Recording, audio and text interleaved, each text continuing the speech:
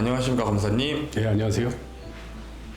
검사님, 제가 이제 드라마나 영화를 보면 사실 범죄 조직들이 대폭본, 뭐 대포차 막 이런 거를 쓴단 말이에요. 예. 근데 그게 이제 남의 명의를 또 이용을 해서 그렇게 하는 걸로 저는 알고 있는데 실제로도 그런 것들이 많은가요? 많죠. 오, 저는 그냥 사실 드라마나 영화라서 좀 어느 정도 허구, 과장 그런 게 있을 거라고 생각을 했는데 또 많다고 하시니까 좀 놀랍기도 하고 너무 궁금합니다. 한번 이야기 좀 부탁드리겠습니다. 내 이름을 남한테 빌려주는 거는 내 재산을 남한테 그냥 주는 거하고 같다고 보면 됩니다. 절대로 해서는 안 되거든요. 실제로 이제 뭐 오피스텔 분양받는데 명의를 빌려준다든지 자동차 구입하는데 명의를 빌려준다든지 해가지고 피해를 당한 사례가 되게 많습니다. 그래서 대표적인 거 오늘 몇 개를 소개해 올리겠습니다. 첫 번째 이제 오피스텔 관련해 가지고는요. 몇 년 전에 이제 그 서산에 그 테크노밸리라고 그래가지고 이제 그 단지가 이제 들어서게 됐는데 거기 관련해 가지고 이제 그 오피스텔을 졌습니다. 근데 완공된 지 3년이 지나도록 분양이 안 돼요.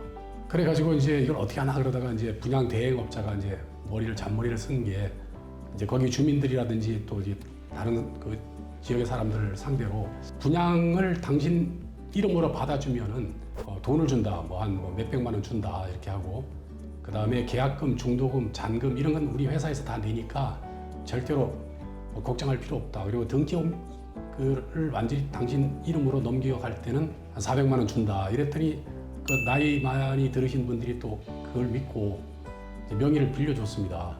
근데 그랬더니 이제 분양이 다 됐죠. 분양이 다 되고 분양 대행업자는 그것을 통해서 한 200억 정도 이제 이득을 챙기고. 근데 이제 그게 좀 문제가 돼가지고 다 취소가 됐습니다. 근데 그 사이에 이 분양 대행업자가 이 피해자들, 그러니까 이름을 빌려준 사람들 이름으로 오피스텔을 임대사업자로 등록을 했습니다. 그렇게 되면은 부가가치세를 환급받을 수가 있거든요. 그래서 이 분양 대행업자가 그 환급되는 부가가치세를 전부 다 몇십억 되거든요. 들고서 그냥 도망가 버렸습니다.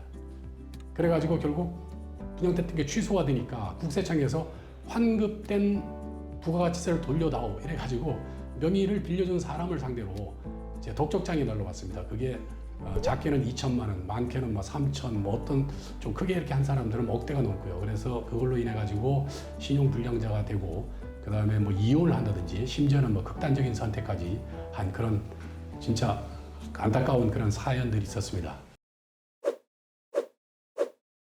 또 하나가 이제 차량 관련인데요. 외제차, 새로 신차 외제차를 사는데 당신 이름으로 이제 사겠다. 그 이름을 빌려주면은 2천만 원을 주겠다. 이런 식으로 해서 한 대 1억 원짜리 그 외제차를 갖다가 이제 샀습니다. 그렇게 하면서 하는 얘기가 뭐냐면은 이 피해자들한테 이 신형의 외제차를 사가지고 중고차로 그 외국에 뭐 동남아라든지 중동에 수출하면은 무관세고 이래가지고 굉장히 이 비싼 가격으로 차를 팔 수가 있다고 얘기를 합니다. 그래서 그걸 믿고서 이제 이름을 빌려줬는데 결국 여기 피해자들도 뭐 70대 노인이라든지 사회 경험이 없는 학생들, 주부 뭐 이런 사람들이거든요. 결국 이 사람들은 외제차를 보지도 못하고 그리고 이 사람들은 이 사기범들은 한 몇 개월치 뭐 할부금 이렇게 내주다가 결국 뭐 돈을 더 이상 안 내니까 이 사람 그 이름 빌려준 사람들이 그걸 다 갚아야 될 그런 상황이거든요.